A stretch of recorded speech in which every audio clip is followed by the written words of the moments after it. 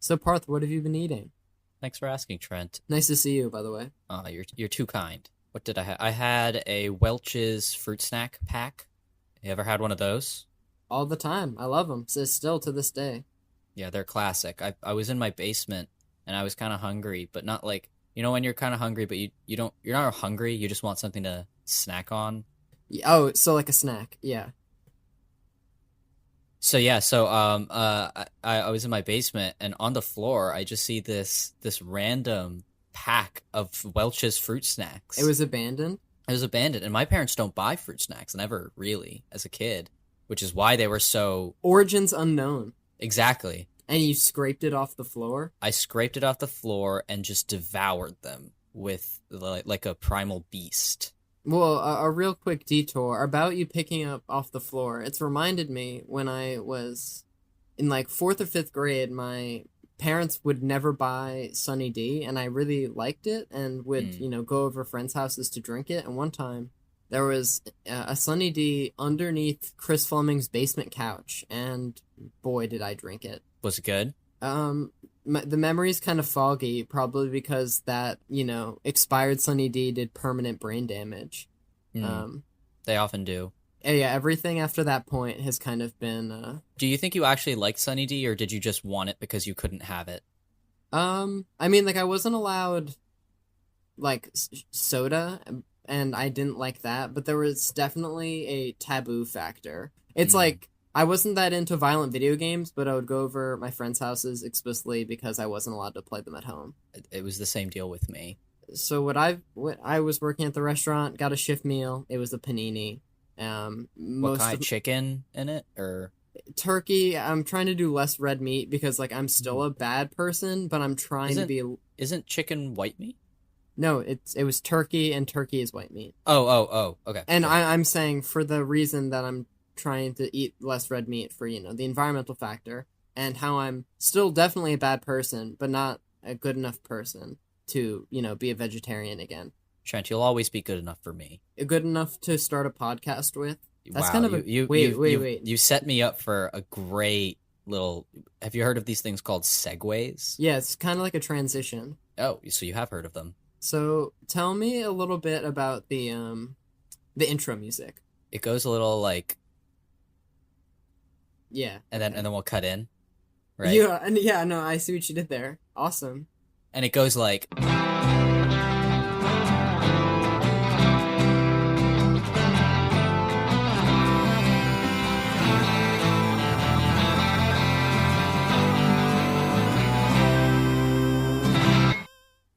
welcome back to Craft Services, Our show, where we talk about the movies. We have a podcast about film.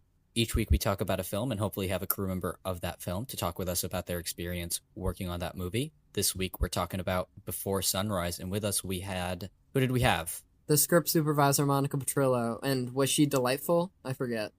Delightful, wonderful, intriguing, Interesting, wonderful. Did you use that? Yeah, I think I used that one, but it's okay. It's okay. Overall amazing. Just like is an awesome person. Yeah, she was really great. She was really nice with her time. She offered up a few other people for us to interview, and maybe we'll take her up on that. We'll see. Maybe. But Parth, don't we kind of have our hands full interview wise? Like, I know we can't tease it out to the listeners. No, not yet. But yeah, let's just say currently we have enough episodes lined up till July 18th. To keep you bastards busy for the next few months. But until then, you just have this episode to keep you entertained. But if information is ever leaked about future episodes, it's definitely at the end of the episode, because we think the few generous people who are nice enough to listen to the outro music, they deserve the secrets. But you beginning of the podcast people, strap on your fucking seatbelts if you want the inside information. To everyone who leaves halfway through, thanks for listening, but also disrespectful. I was going to say fuck you, but you put it much more eloquently, Trent. But yeah, this was Monika Petrillo. She was super cool. She talks about, working on Before Sunrise, working on Shark Boy and Lava Girl. Wait. Did you work on Spy Kids 2 and Spy Kids 3? Trent, she did. I know that's hard to believe, but Wait. So the humble viewers at home are gonna look at me with a straight face and tell me they don't care about Spy Kids 2 and 3? well, we're gonna have to find out because we could see whether you are listening in our analytics section of where we upload our videos. Bad news, listeners. Every time you listen to our show, we get to see you. So if that doesn't Entice you? yeah, guys, we don't actually have cameras in your houses, okay? I just wanted to clear that up before we started the interview. And here's Monika Petrillo, the script supervisor of our film for this week, Before Sunrise. And I'm gonna continue this bit. And now the film projector's gonna go off like, right?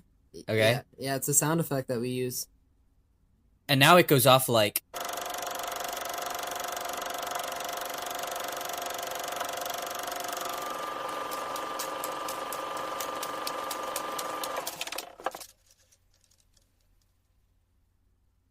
Hello, everybody, and welcome to our interview with Monika Petrillo. She's a script supervisor who's worked on such projects as Spy Kids 2 and 3, Grindhouse, and the HBO show Barry. She also worked in our film for today, Richard Linklater's Before Sunrise. Thank you so much for being with us. My very big pleasure. So just to start things off, what was your relationship with film as a kid? So I actually grew up in Germany, in Munich.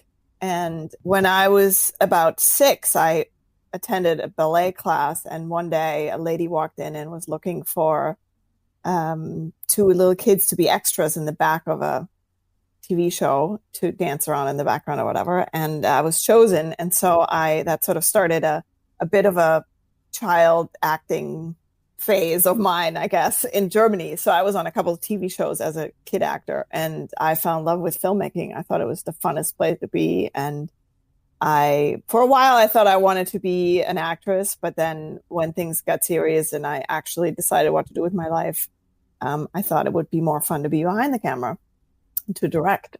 So with that being said, I read that you moved to the United States. And then you started working production jobs. And I was wondering what your first job on set was.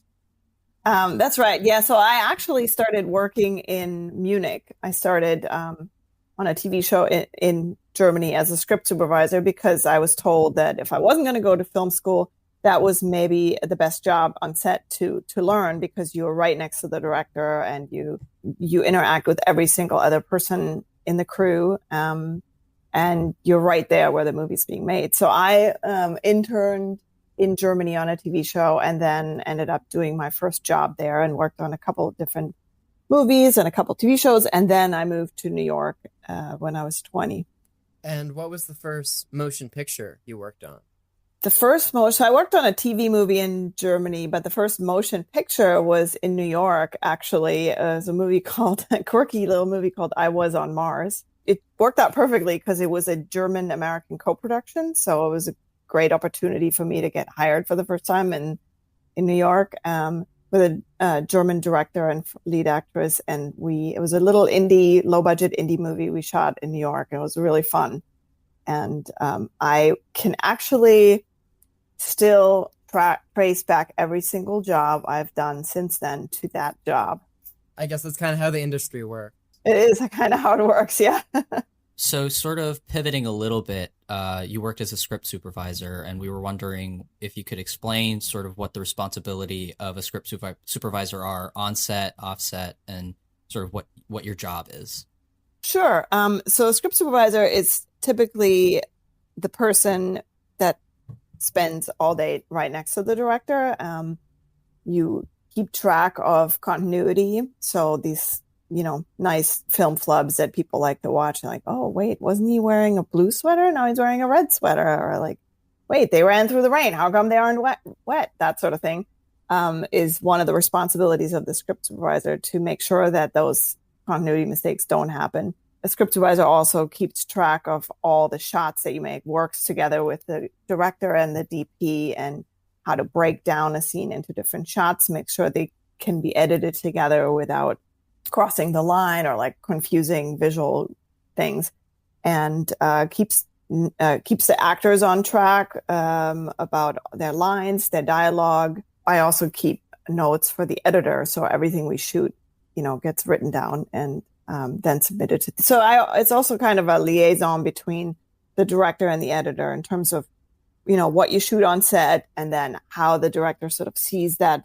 put together in the editing room. So during prep, I break down the script into all its individual pieces. And that's where, you sort of come up with a continuity line. You make like a day breakdown and you determine exactly when every scene happens and what the continuity and the connection between the different scenes is. So then later on, when you do scene 5 and scene 19 and scene 42, you can quickly look up in your own breakdown what it is that you need to make sure happens in those scenes.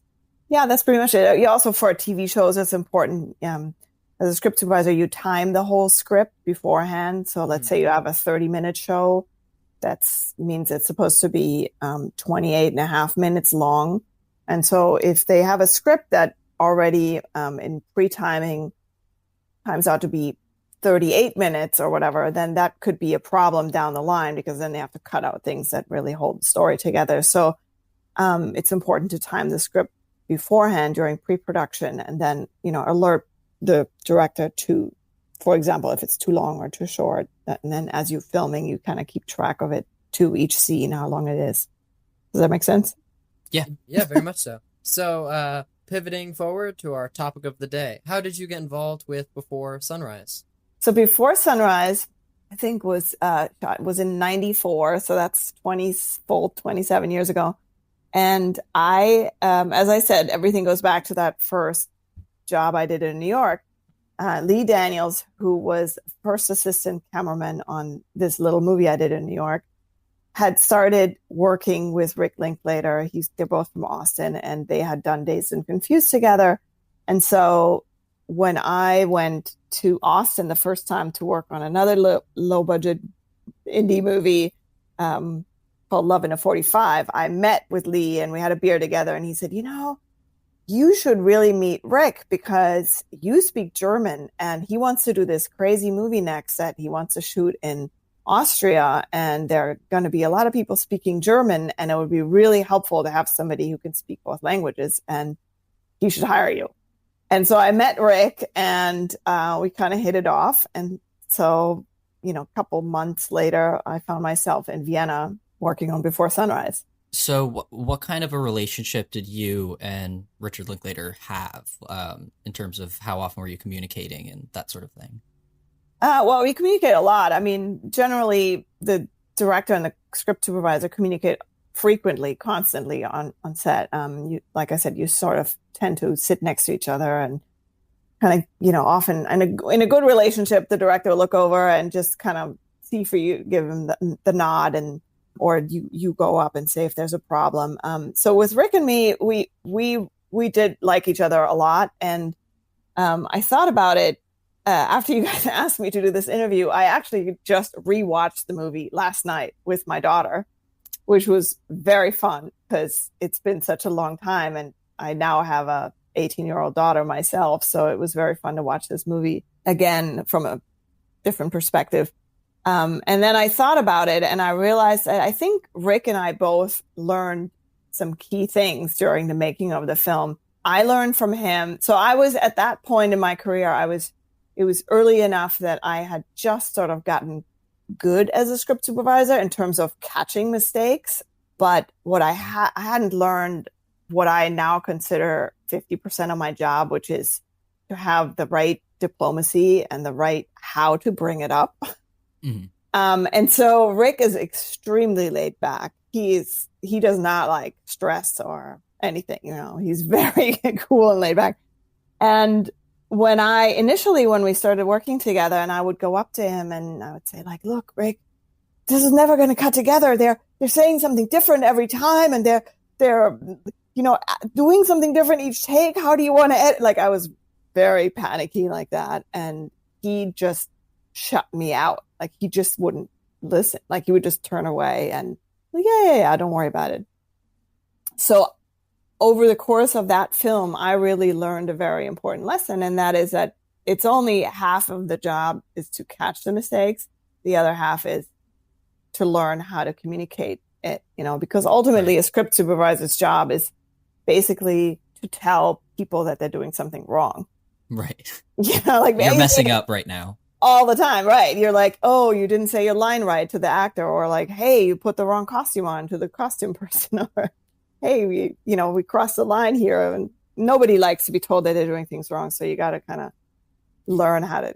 You're like a parking attendant. Like you never deliver good news. Right, exactly. And so I think, I don't know if Rick knows this, but I think he really taught me during that movie how to do that. So by the end of the movie, rather than what I just described to you, I would go to him after like take 2 and I'd be like, hey, Rick, so, Ethan and Julie, they're kind of have a little variety in what they're doing. You might want to sing maybe in addition to the overs. Maybe we should also get some singles because then you can just cut it in any way. And like, that just sounds very different, And so I think I'm very grateful to him. I really learned that in the course of this film. And on the other hand, he told me later on, because we ended up doing 2 other movies together. And he told me later on, he said, I really learned a great lesson from you, that film. And that is that he didn't, initially he didn't listen to me. And so he was like, then I got to the editing room and I realized like best improv is no good if you can't cut it together, because if it makes no spatial sense or anything. Well, if it's just, if you have 2 people talking and you only cover it in 2 over the shoulder shots and they're both in both shots and they're in completely different places each time, then you can't cut back and forth. And so, so I think we both learned something from each other, which was nice. So with that being said, with like the differences between takes and how there's a little room for improv, I feel like as a script supervisor, how do you, like, if something good is happening on the day, how, like, is there times when it's allowed to make the final cut? I guess if it doesn't, create a plot contrivance or something like that. Sure. I think ultimately I've learned that there are things you can get away with. There are some you kind of have to know what you cannot, what's important. Like, for example, if somebody turns around, right, they walk away from you and then they turn around and say one more line. If they turn over their other shoulder, that there's no way to cut around that. Like, that's a very important one to get right. But then there are little things like if somebody, took a drink from their water at a line later or a line earlier or something, that's easier. It just means you cut one line later. That's not that big a deal. And I also learned when I worked on Silicon Valley. I don't know if you know that show. Of course, we do. Yeah. So that was a big learning curve for me about improv, because there we had like 6 guys who are all improv masters, and I learned that if somebody is really good at improv, they have like their spiel down, and they could repeat the same improv. So that's the main difference. If an actor isn't just randomly doing something completely different on each take, that's hard. But if actors know, like the good ones, they will say in the same space and just say a different line, and then they will remember what they did and they can repeat it when they're, the opposite actor is, when it's their take. So does that make sense? So right. Mm-hmm. I was going to say, with Sunrise being a all-in-one day movie, did that make your job easier or harder? Well, it made it easier with regards to costume. As you may notice, they basically wear the same clothes, except Ethan changes after the train. He realized that wearing a red turtleneck was a bad idea because it was way too hot in July in Austria. But then, since we filmed, this movie was unusual in the sense that we filmed it almost entirely in sequence. Like that never ever happens. But Rick, that was very important to them because they wanted to develop the relationship and the story sort of as we were filming it to some degree, and leave room for the ability to refer back to something. Like, you might remember at the end, Ethan or Julie says to Ethan, I think, oh, by the way, we never went to those guys' play. Of course. The cow show. I always wanted to see it. Yeah. And so if we hadn't shot that other scene before, because those guys kind of made all that up, then they added that line in later. Yeah, and with regards to it taking place all in one night, that was also highly unique. So because most of it is all at night, we basically filmed the movie for 4 weeks or 5 weeks at night, which made it wonderful. Like if you're in Vienna at like July, the night is only 8 hours long. And so we had this challenge that to fit all this work into 8 hours. And so we had a very unusual schedule. We would start at 6 p.m. and we'd all meet and we would rehearse the entire night's work and lay down marks for every single scene, everything. Then we would eat dinner. And at 9 p.m. when it was finally dark, we would film all the way until 4:30 or whenever the sun would come up. So we didn't have the usual 12 hours of shooting time that most movies have. We only had very little, but we kind of like just powered through at that point. And I have the most amazing memories of biking home. I borrowed a bike from somebody and like biking back to the hotel at 5 o'clock in the morning when the sun rose in Vienna, and seeing the garbage trucks and like going back home, going back to the hotel to sleep. It was a very memorable experience. What I was going to ask is, was there any improvisation on set for this movie? Because I feel like it seems like a pretty to the script movie, but I mean, I don't know what the process was on set. Well, they were Ethan, Julie, and Rick were working on the script constantly. Like as we were working, they kept changing things and adapting things.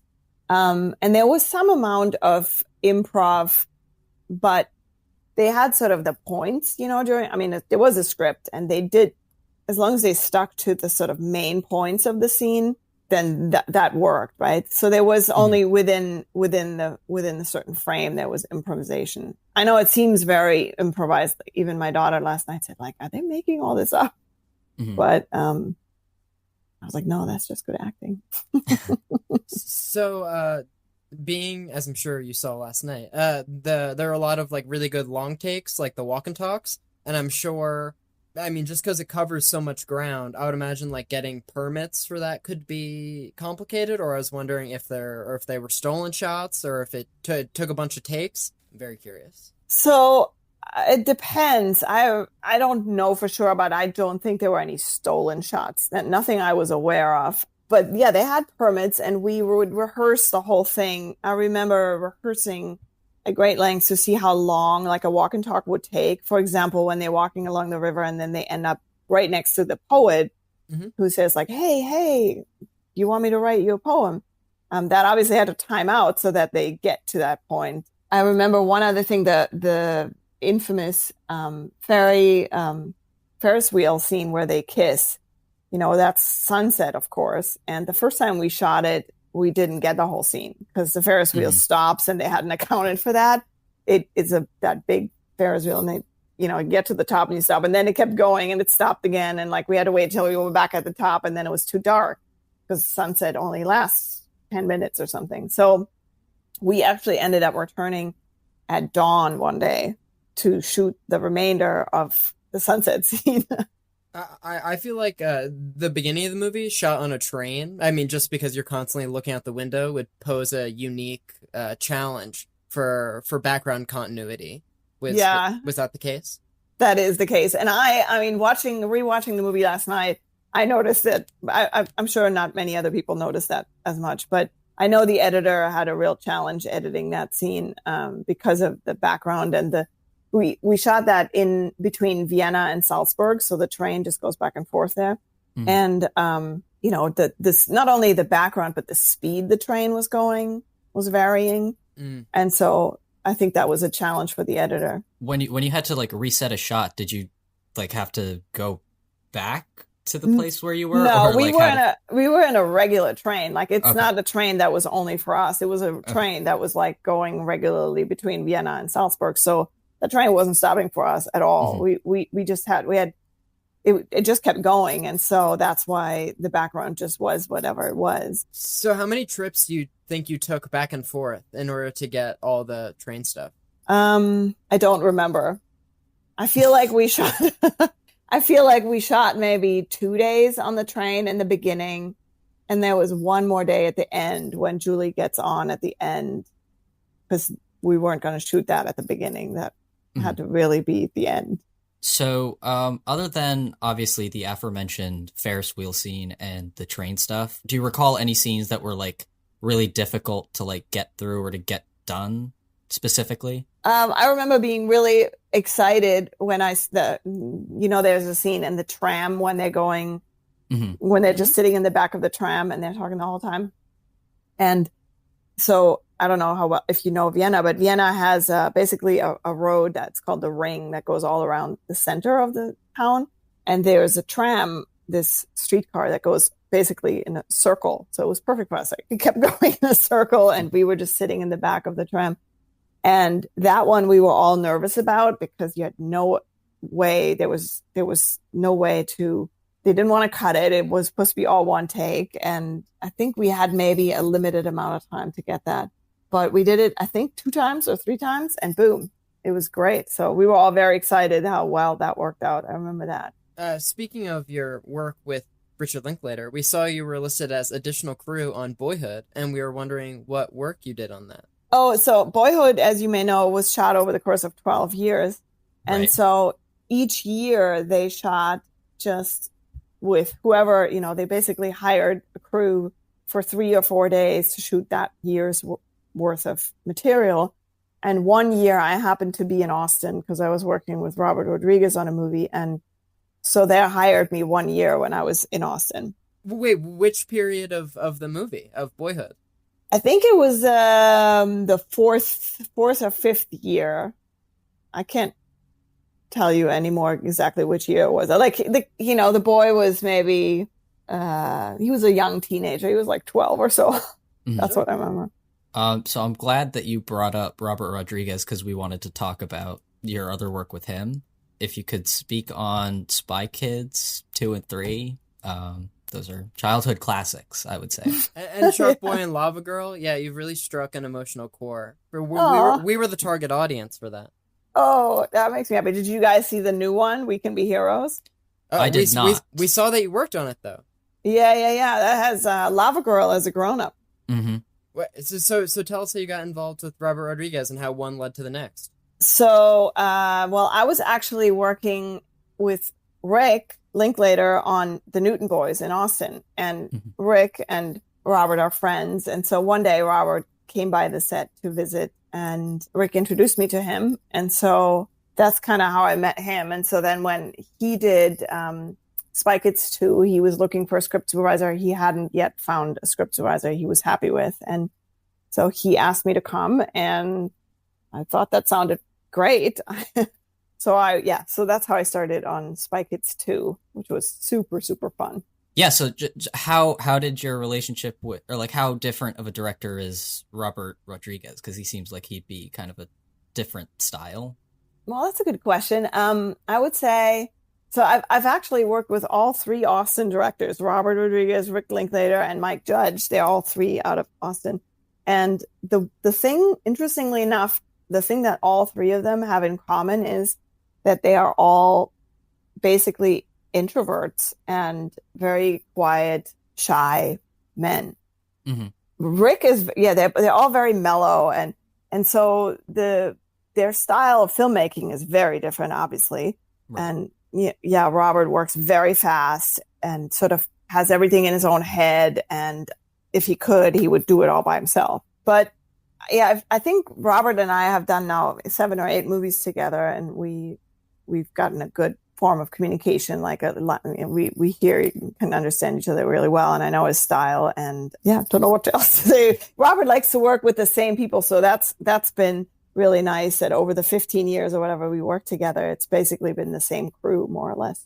So on set, would you say the most common errors you're catching, are they dialogue based? Is it items shifting around on a desk? Is it wardrobe? Like what's like your pet peeve in that regard, or what seems to keep coming up?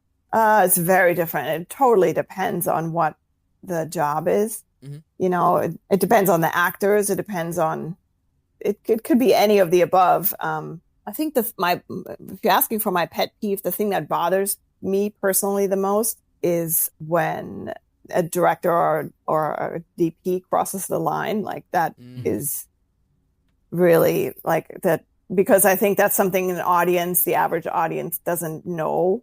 Mm-hmm.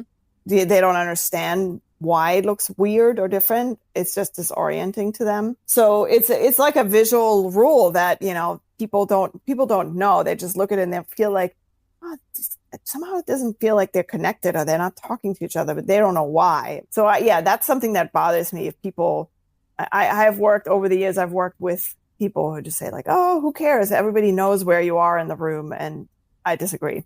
Right. Is hair a difficult thing to keep track of? Because I feel like I always watch movies, and I mean, obviously you're shooting this over, like you could be shooting a scene over a couple of weeks. So like hair just seems like a very difficult thing to keep track of. And I always notice it when I watch a movie. Oh, that's interesting. You mean like the length of hair? Yeah. I mean, like length of hair and like how it's, I don't know, like set up sort of. Because lots of times in like a reverse shot, you'll see like, oh, that was done with 2 different takes. Yeah. That it can be challenging, kind of depending on the hair that you have. Obviously, I've worked on long TV shows where you have to come in and regularly trim people's hair, but trim it just a little bit, so it's not from one day to another. It's drastically different. Or women often have hair, that is like in front or in back, and that's where a really good hair person makes a big difference, because they are watching the monitor and they pay great attention, and they'll hop in when they see something. Or even, I mean, actors, the most professional of actors, they know how to sit so their hair doesn't fall forward or backwards. And this is, again, sorry to keep harping on the hair, but when like a man or something, like they have like stubble or something, does that mean that like the makeup department has to like, or like hairstylist or whoever has to like really carefully like make sure it's the same length, or are you sort of like? Sure. I mean, I've worked on Sin City, where we had to they try to schedule around that. So if an actor has a stubble for part of the movie and not a stubble any other one, then they obviously try to schedule it so that all the stubble scenes are hopefully together. But every now and then you can't do that, and then the hair makeup people have to put a stubble on, like basically glue it on and try to match it. Oh wow, you glue? Oh man. That's cool. For sure. You can't wait 2 days for the stubble to grow. So nowadays in your day-to-day life, just like watching bad TV and stuff, are you like hyper-focused to find... I'm sure like you're not going out of your way for it, but do you accidentally find yourself noticing the continuity errors? Well, people ask me that a lot. I'm sure. The truth is, if a movie is good, if a TV show is good, I don't notice the mistakes. I don't notice wardrobe or makeup or such mistakes. I do notice when they cross the line. That really bothers me. Like it's jarring to me, and it annoys me and it bothers me. But the other stuff doesn't. When it's good, good performance will always trump any kind of little wrong. Yeah. Something missing or. So you spoke about working on Silicon Valley. I just was wondering how you got involved with that. Was that just another Austin connection, or? That one was actually not an Austin connection. I had, trying to remember, I had just finished working on some movie. Can't remember now which one. But and they called me and brought me in to interview. But the thing that I remember from that, I met Mike and Alec Berg for the interview, and Mike was, as I said, he's a shy man, and he said to me, he's like, look, I'm supposed to interview you, but honestly, I don't really know what I should ask you. Like, so I told him, I said, look, I personally think for a director to choose the right script supervisor, there's one thing that is more important than anything else. And that is, can you imagine being next to this person for a long time and sitting next to them without being completely annoyed? Sure. And he laughed, and I think that's what got me hired. But it's true. Like, you don't want to sit next to somebody who either talks too much or not enough, or who is kind of got bad breath or is annoying or keeps whatever. So yeah, a big part of your job description is being tolerable, like over a long period of time. Exactly. Yes, you got that right. So I try to be tolerable. So I saw you worked on 2 episodes of The Mandalorian as a second unit script supervisor, and I was curious about that. Yeah, that was just a couple days. where I went in for a friend who where they had second unit. It was fun too. I mean, I saw the little baby, the little green baby. Sure. And it's a lot of visual effects. So it was on stage with blue screen. And was it exclusively on stage with blue screen? One day I worked, actually, Robert Rodriguez directed one episode, and which was super fun because they needed second unit that day. So I got to see him, and we shot actually out in Calabasas in that rocky area over there. We shot a fight between stormtroopers and some other people. I actually don't know much about Star Wars. It's all good. Going back a little bit, you were uncredited on Zoolander, and that seems like an interesting movie. What happened there to be uncredited? Oh, I didn't know that's how they noticed it. I just did a day. It was additional photography. Yeah, they needed to do. That was just after the movie was finished. I just went in for a day. So looking forward on your IMDb, it says you will or have been working on Avatar 2 and 3, and I was wondering what's going on there. So if Disney doesn't have a sniper rifle currently pointed at you in case you reveal spoilers, if you can reveal anything, you can speak in very vague terms. Very vague. I also just did second unit on that, so they've been filming both Avatar 2 and 3 simultaneously for the past couple of years. It's a long project, and it's entirely filmed. It's like filmed on stage and with using motion capture, and then they've shot in New Zealand, but I wasn't part of that. So I just did I've worked repeatedly at doing second unit on stage and in a large tank where they were filming in a tank, and it's a very different movie. Everything, because it's motion capture, there is really, it's not the traditional kind of filming actors. It's all the actors wear sensors, and basically their motion gets captured, and then the rest is computer generated. So I was looking at your work outside of the script department, and it said in 2006 you had a film called Flyabout, and it showed at South by Southwest. And can you speak on that? Yeah. So I've, like I said, I always, was also looking to directing and wanted to direct. And so I made a feature documentary in 2006 called Flyabout, which is about a trip I took. I got a pilot's license when I was 24 out of a crazy idea. And then I circumnavigated Australia together with my dad in a Cessna 172.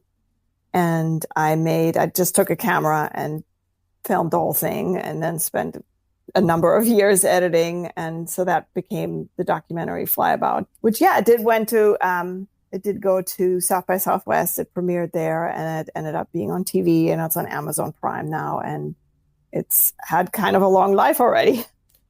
Was doing the documentary the inspiration, or was it just I'm doing this and I'll record it, and then you had a bunch of material and you started editing? You mean, was it the inspiration to go on what happened first, the trip or the movie? As in, what was the first idea, to do the trip or to do the movie about the trip? So I had wanted to make my own film for a while already. And then unrelated to that, I decided that I wanted to get a pilot's license. And once I had a license, then my dad and I decided to go to Australia and fly there. And then one day I just realized, wait a minute, this is why don't I make a movie about this? I have no idea what's going to happen, but this is bound to be interesting when you go down under and you fly a little plane, and who knows what's going to happen. And so it was more like somebody was pointing a big red arrow at me and saying, this is it. Here's your movie that you got to make. Sure. So how long did the circumnavigation take? And I'm sure there were some windy moments along the way. Yep, there were definitely windy moments.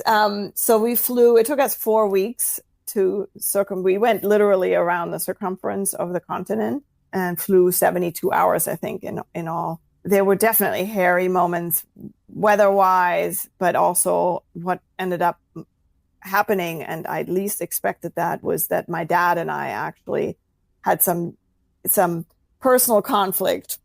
I was gonna say that's a lot of small talk to make. Yeah, so he also had gotten a pilot's license after I did, because he sort of, after I got my license, he felt really envious and said he always wanted to do this, and this was always his dream in life, to get a pilot's license. And so he got one too. And then we thought, like, oh, we'll just go to Australia and, be co-pilots and switch off. But the problem was neither one of us was very experienced. And so, and I'm not a flight instructor, so that caused some issues in the cockpit, because I ended up taking the wheel from him a couple times, and that didn't go so well with the father-daughter dynamic. But you'll have to watch the movie to see what happened. I'm sure it was good, material. Yeah, for the documentary. I mean, I went down when I first left. I didn't know much about documentary filmmaking at the time, and so I just watched a bunch of documentaries before I went as an inspiration. And one of the films that I watched was Sherman's March, which is kind of a classic, and that kind of inspired me to just take the camera and sort of turn it around on myself. And it's kind of, people now that watch it say, like, oh, you kind of were one of the first people to do a vlog, basically. Like, I took selfies before that was a word. And I also learned from watching Sherman's March that you don't always, like, you might set out to make a film about something, but then life happens and you realize, oh, this is really about something else. So when I first returned from Australia, I had 25 hours of footage, and I thought, oh, I went down there to kind of find myself and have this spiritual revelation. And well, that didn't happen. It was very different. And so the film ended up becoming about what happens when you don't find what you set out to find, and what did you learn instead. Well, I think, Trent, should we ask the big kahuna? So I guess barring Before Sunrise, as you were so nice to rewatch, what's the last great film you watched? The last great film I watched. Okay, so I will say one of my greatest favorite movies is Hunt for the Wilder People. Oh, that's an awesome movie. Yes, and my whole family loves it, and we have watched it several times, and we've even watched it while we were driving around New Zealand in an RV. And during the Mandalorian, one day I got to work with Taika Waititi, so that was really awesome. Really?